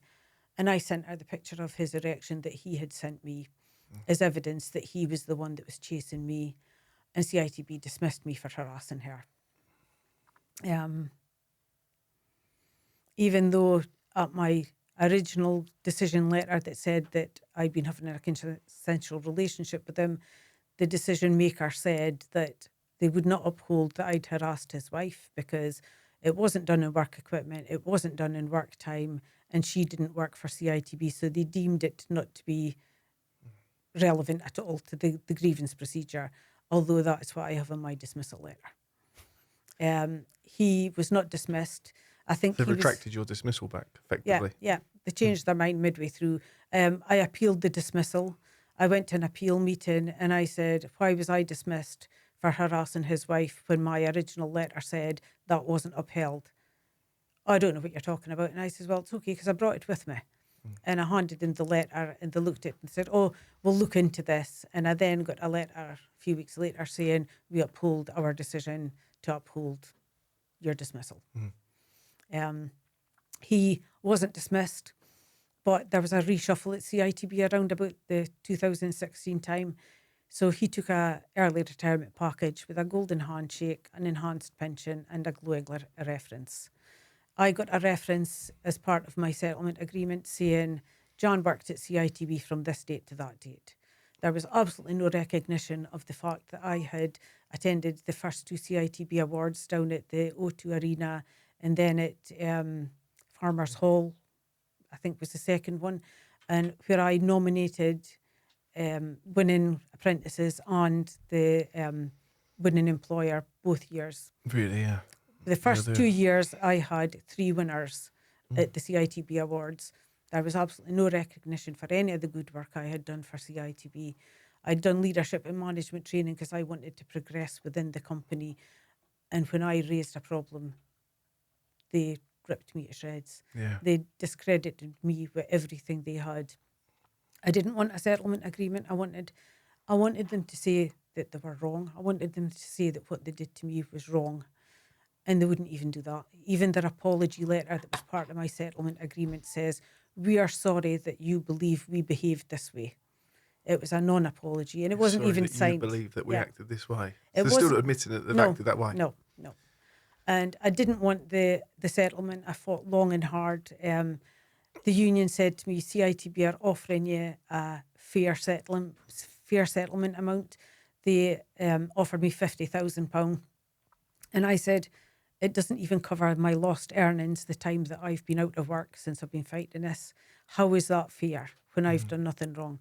They said, "You've done plenty wrong," and they said that if I didn't accept the settlement, Unite the Union said if I didn't accept a fair settlement agreement, because they've now offered an apology and a reference with it, and if I didn't accept that, I would be deemed to be unreasonable. So therefore, if I didn't take the settlement, the union would drop my case. So I wrote to Unite the Union, and I said, "How many of your members are female, and how many female members do you think you will retain if I go public with this?" So they had a meeting with me and said, "Okay, we agree to support you a little bit further. However, if CITB ups their offer, we're out." Lo and behold, the following week, CITB come back and said, "We'll give you £60,000, which will leave you with £50,000 after tax. Plus we'll give you an apology, plus we'll give you a reference." So the union said, "Accept it or you've got no representation." By this stage, I had been out of work for at least 2 years. I had lost my income. I had a mortgage to pay. I was £30,000 in debt because things that I would normally have paid with my wages, I was paying them with a credit card. So by the time I'd reached that stage, I had £30,000 of debt. So realistically, by the time my debt was cleared off, I didn't even have a year's wages as my settlement. I didn't want it. They agreed to pay me the settlement within 7 days of signing the agreement. I felt forced to sign the agreement, so I signed it under duress. CITB paid me on the 15th of November 2018. The 15th of the month is CITB's payday. I signed the agreement at the end of October, and they kept me waiting 2 weeks so they could run my settlement through the pay run so it wouldn't show up. That would have been technically levy money, I suppose, as well. Yeah. So all you construction guys are paying levy so that CITB can silence victims. Yeah. That's what it amounts to. They paid me the settlement money, and I broke my heart. I didn't want to touch it. It felt like dirty money. I felt like I had accepted a bribe, and I felt cheated because I didn't get justice. It never felt like justice. This what it screams to us 10 years later is clearly no justice there, is there? And that's why I can't be silent, because they've never, ever genuinely said sorry to me. So that's for what you they've want, done isn't to it? me. Just justice. I wanted them to say, "We got this one wrong, we're sorry." But they're so scared legally that that'll implicate them that they won't admit their guilt. And they know they're wrong. The amount of evidence I had that screamed at them they'd got it wrong. But I think they'd gone so far down an alley that they couldn't back up. No, it was like, well, we've followed this narrative, we now have to stick to it. It goes all the way, and that's why I think the connection with wanting you to be here, actually, say with it, is we've said it numerous times over podcasts, over all content we put out in person, on site. The industry has no accountability for this stuff. And because not just obviously your case as well, but mental health, the whole scale of mental health in construction, there is zero accountability because the system is built there to ultimately defend and protect your entity no matter what, isn't it? And well, I've had a couple of stabs at CITB on social media because because I think they're frauds. When I look at, they promote mental health in the construction industry. They were told that they were driving me to suicide. I had suicidal ideation because they were giving me the silent treatment in between meetings and making me retell a story about sexual assault. And prolonging it. And prolonging it. They dragged it out way beyond their own limits. And I just think this is absolute rubbish. Know that you can promote women in construction after what you've done to me. You can promote mental health after you were told that I was suicidal and you pushed me even further. At one point, my son wrestled pills from my hand when I felt I couldn't do it anymore. I had reached a stage that when I wasn't curled up in a ball on the kitchen floor, huddled in a corner, hugging my knees because it was the only place I felt safe, I reached a point that I just thought, I can't do it anymore. I didn't want to die. I loved my life. I loved my husband, my family. I didn't want to leave them, but I couldn't do it anymore. I just thought, there's a million voices running through my head all at once and I couldn't silence them, even with the wine. I thought I was going insane. Yeah. And I reached in a drawer, and I was on antidepressants by this stage because they'd pushed me so hard. And I reached into the drawer and took out the antidepressants and packets of paracetamols. And I thought, if I take enough of these, it'll just all go away. It'll all just stop. That's probably the lowest place I've ever been in my entire life, even worse than how I felt about being raped. At that point, I thought, I can't do it anymore. My son heard me opening the packets of pills, burst into my bedroom and said, "No, Mum, no." He grabbed my hand and I was like, "Leave me alone." And I wrestled with him, and the foils on the pills cut his hands. And he didn't stop till he took him away from me. And then I started thinking, I had always taken pride in being an excellent mother. All I ever wanted was to have my own family and my kids to love and to be good at my job. I took pride in being an excellent apprenticeship officer. I gave every apprentice 100%. I gave as much support as I could to the employers. I have always been a good wife. I never cheated on my husband.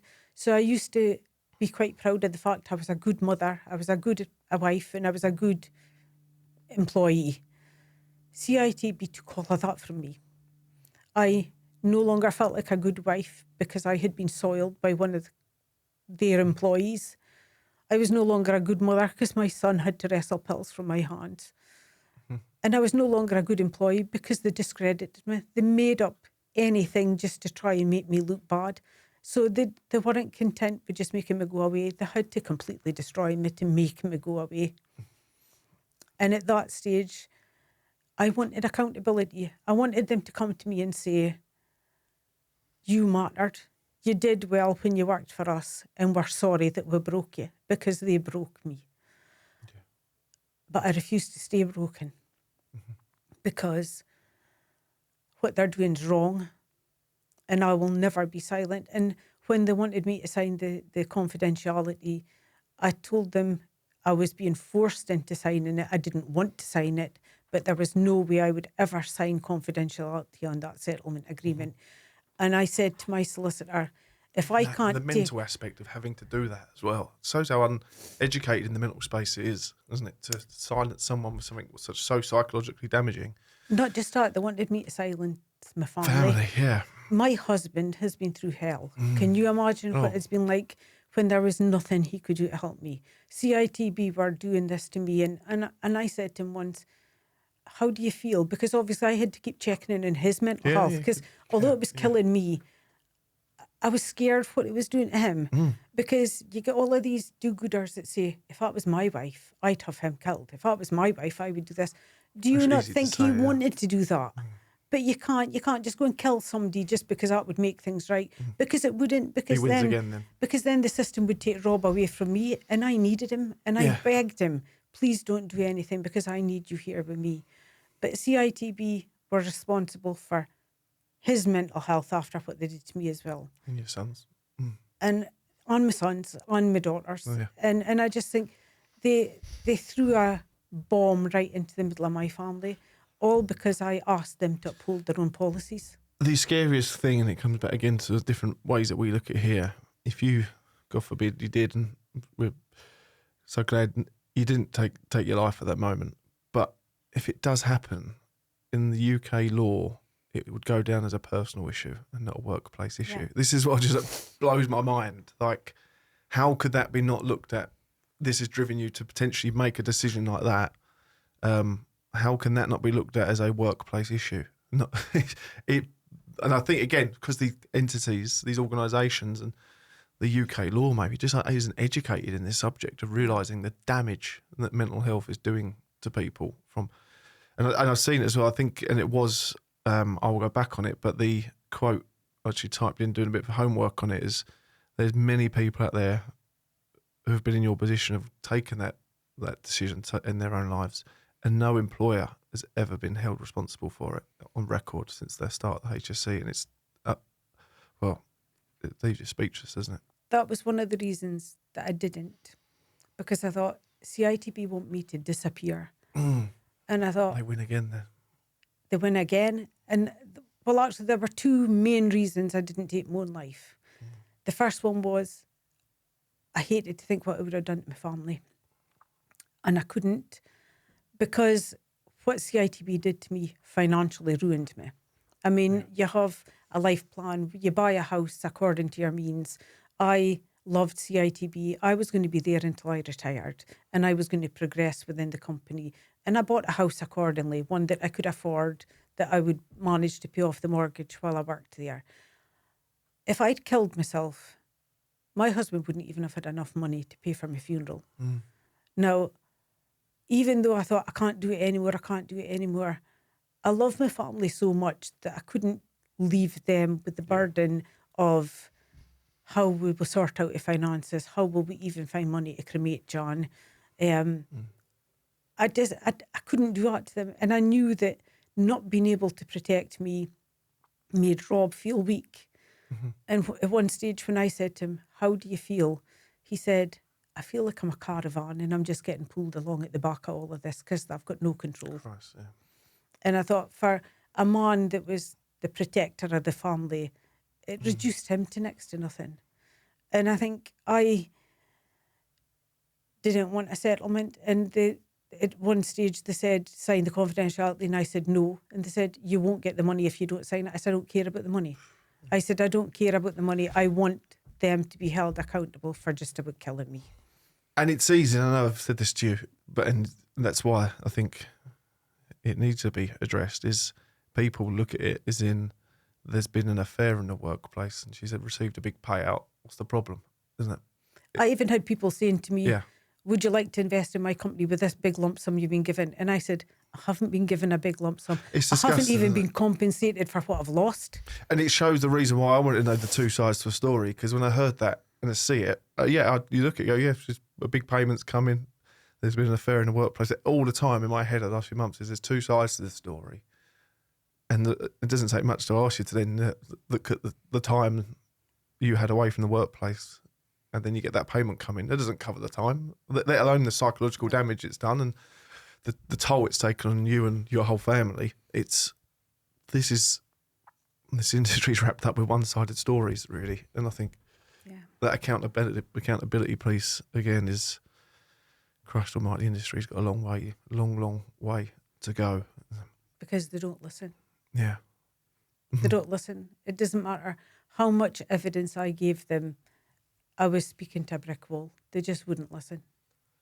Has any organisation in the construction world come forward to help represent, dare I say it, bring you on a podcast, but to hear your sides of it, or to... No.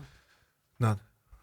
And no one in the women in construction, I know CITB have got what they've got there now in place, and how long it's been going is only a couple of years, I think. But I think... And the other women, because women into construction it wasn't it? I know we mentioned this briefly before, that collapsed 2024, I think it collapsed. When I refused to sign confidentiality, I was actually speaking to a journalist at the time I was going through the grievance hearing, because I'd made a comment on a post on Facebook under a rape crisis post, and it was something about accountability or justice, and I said it doesn't exist. And this journalist contacted me and said, can I ask you why? And I told him I was going through the grievance, and I also told him about all of the way that CITB punished me throughout the grievance procedure. And he said, would you like me to write a story on it? And I said, you can't, because I'm still going through the legal process. And he said, when your case is over, would you like me to write a story? And I said, I would like you to come and sit in the court case when it goes to employment tribunal. And I said, because I have got absolutely nothing to hide. I says, no one is going to pull a skeleton out of the closet going, here you go, there's the proof of an affair. I said, because there is no proof of an affair. I said, so I would like you to come to the hearing and sit there and listen to both sides and write your story. And the judge said, why do you want a public hearing when it's over something so delicate? And I said, because it's not my shame and I want it to be heard.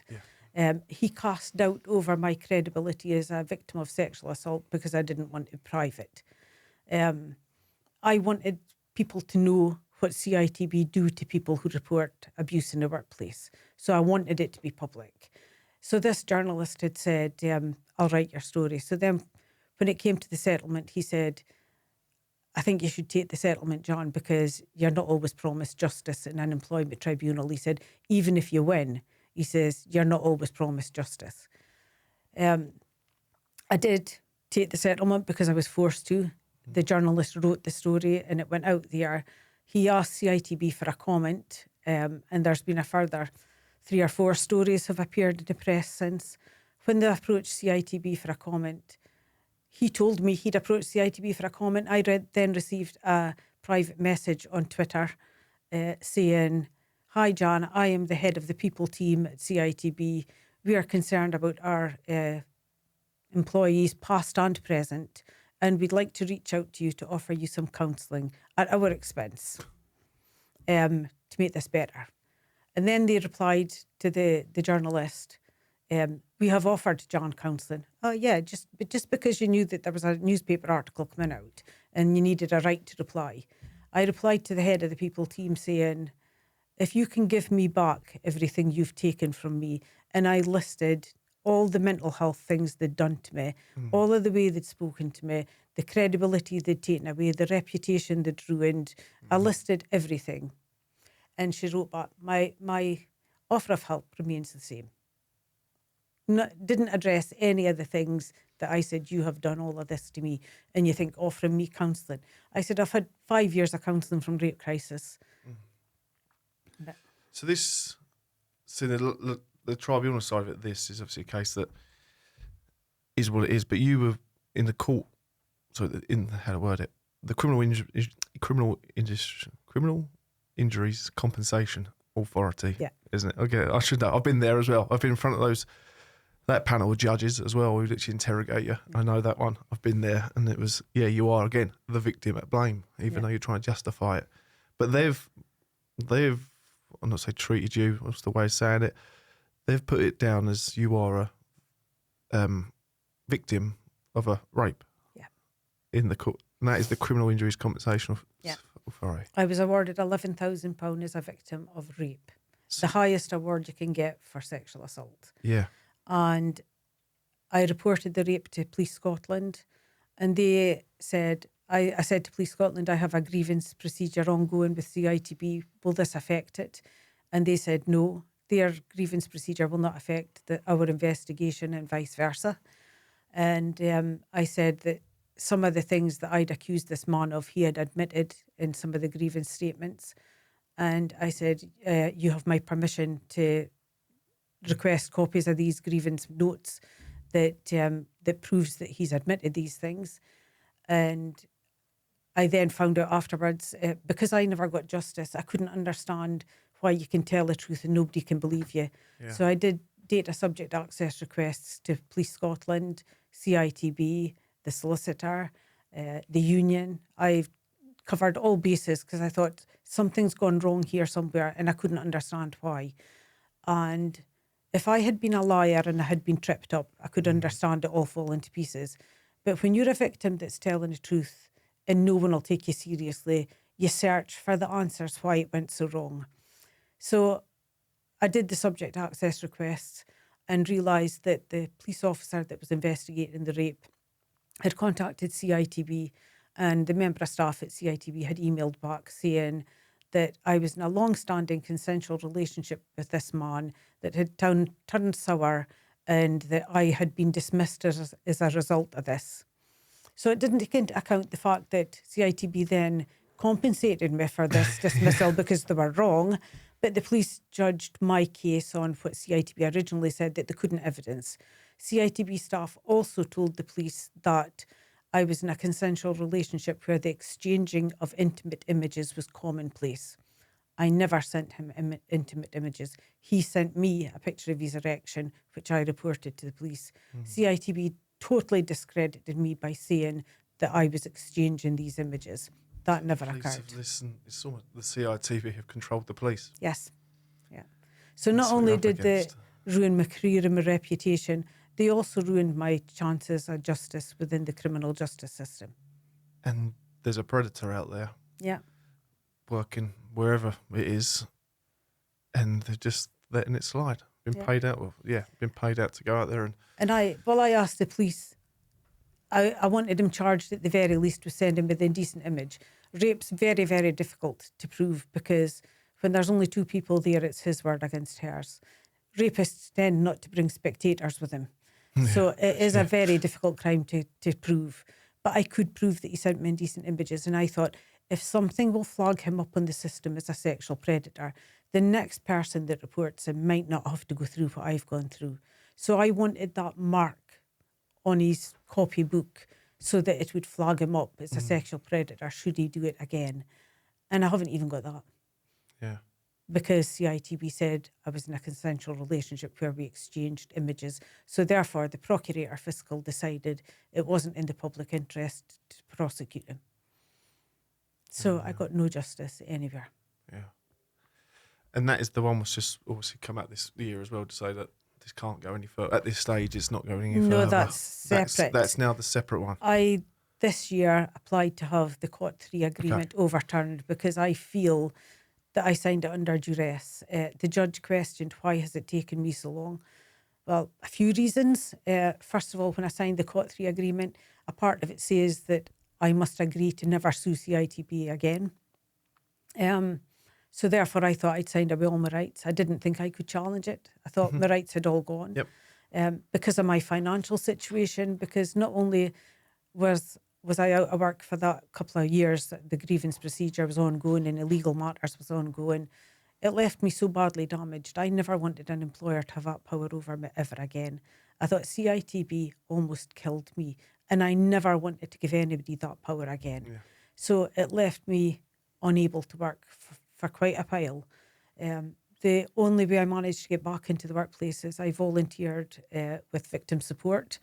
I felt that I could maybe help other victims, put something back into the system. And it also helped me take some power back because I could go and work because I was doing them a favour and they didn't have a control over me. I was doing something for them. Yeah. So that gave me some of my power back again. And then it helped me go on to a paid job afterwards to get back into the workplace. So it was a stepping stone to get me back into the workplace. But financially, I've never recovered. Yeah. I've never ever been able to get back to the level I was at before. And I think that's wrong. Because I still feel that I'm not in a place financially where I should have been. I'm not in a place mentally where I should have been, should have this not happened. But somebody somewhere has to make it right. And I don't know if that's just calling it out. In answer to the, what do I want from all this, I don't know. But I wanted the Court 3 agreement overturned because effectively I've signed a bit of paper that basically says it was okay for them to do to me what they did. And it wasn't. Yeah, and that's not justice, is it? And it's not over because I have an appeal pending still to have the Court 3 overturned. Okay, yeah. Wow. There we go. Is there any other parts in it we haven't touched on? You wanted to? Yeah. It's incredible, isn't it? Really, it's even a thing, to be honest, that you're here having to defend it as the victim of it, but all the way through it, you are treated like the suspect on it all. But I can assure you from our side, you've got nothing to blame yourself for. Your family are obviously absolute rocks, aren't they, with it all, and your actions have never been the reason why this happened. At the end of the day, it's someone else's actions, what's been said. And it's so easy, like you say, you have done for many years, beating yourself up on that. Yeah. But understanding, that you're the victim at the end of the day. And if we can do anything to raise this or push not the story, get this overturned so you can get some justice, I think that's the main thing, isn't it? Whatever that is and what that looks like, or is down for you to say, yep, this feels like justice now, thank you, or whatever it is. But I think the one thing that's clear with this is it's not been put to bed at all, is it? It's not. And until accountability is taken in this sector, isn't it? Our message and what we want to do in this sector all ties into this same thing. So we're probably a little very different parts of the industry with this, but we're all kind of pushing this whole thing about mental health in construction leads to be accountable for the actions that it takes. But yeah, quite speechless, to be honest. Doesn't have much on a podcast. I think my family's been my rock. My husband has always What a been guy. my best mate, and I would never have jeopardised that for a loser. And I mean, I said to him once before, Rob treats me like a princess. Why on earth would I want someone that cheats on his wife? Because I think if a man cheats on his wife, he's going to cheat on whoever he's with. He's a good man, yeah. And it's just, and not just that, I think there's a special place in hell for women that steal other women's men. Yeah. And any roofer in Scotland is clearly a tough guy as well. I don't know, Rob, but if someone said to me, go up Scotland to be a roofer, I'm not sure if I'm cut out for it. He's a good guy. But if I didn't have my family, I wouldn't be here. And fair play for him just to push you in that way of going, you talk. If you can't talk to me, what is this relationship? I think that's showed pure testament to the man he is, isn't it? And your family, like you say, what your boy's done, and if your daughter and all that kind of stuff. But it's exhausting because it's been 10 years of this. Yeah. And you take a month here and there that you have a little bit of respite, and you think, right, we can have a rest from it now. And then something else will come up, and I think, no, it's not done yet. It's not done yet. So I don't know if it's ever going to be done. I don't want to be a victim for the rest of my life. This has stolen a decade of my life that I could have been having fun. And I want my life back. I want the old Jan that was trusting and naive, and maybe not the naive bit. I'm certainly a different person now. You've worked with that helpline. Well, so it wasn't a helpline, was it? The rape charity. The victim support. I did do some work with rape crisis as well. The victim support. It just shows, isn't it? Well, I'm not saying you are, but these companies out there, there's people out there, I'm sure, who've been in your position or had tough times like this, who are a whole book of knowledge on how not to do it, and listening to you on your experiences. There's so much to be learned from it, isn't there, in terms of how these all employment-based entities need to treat this, and it needs to be treated with professionalism. What this one doesn't quite sound like it has been. No. With a duty of care for the victim to remain the victim throughout, not be treated like the suspect. I think that's disgusting. CITB have never treated me like a victim. I mean, even now, when I tried to have the Cot 3 overturned, CITB's response is, we do not regret dismissing Jan. She only was given the settlement because procedurally we maybe didn't do it quite correctly. But they still maintain I had an affair and they were right to dismiss me. But he wasn't dismissed. No. Jan, a huge thank you for quite incredible all-round journey today. Today being a singular day, coming down, flying down from home to here, from northern Scotland. It's northern Scotland, isn't it? Northeast. Yeah, northeast, yep. So down to the southeast, a very different part of the world down here. Yeah. Thank you for having me. Yeah, no, I'm sure it's not going to be the last time we speak, but if we can do anything, please, we're on the phone. All of us here are very much accessible. We don't hide many places. And anything we can do, from just a message here or put it to someone, or, if you want someone to listen to this, we can send it that way. But no, a massive thank you for coming down, and safe travels home. Thank you. Cheers, Jan. If you have been affected by any of the topics discussed within this episode, please understand that help is available via the links provided in the description.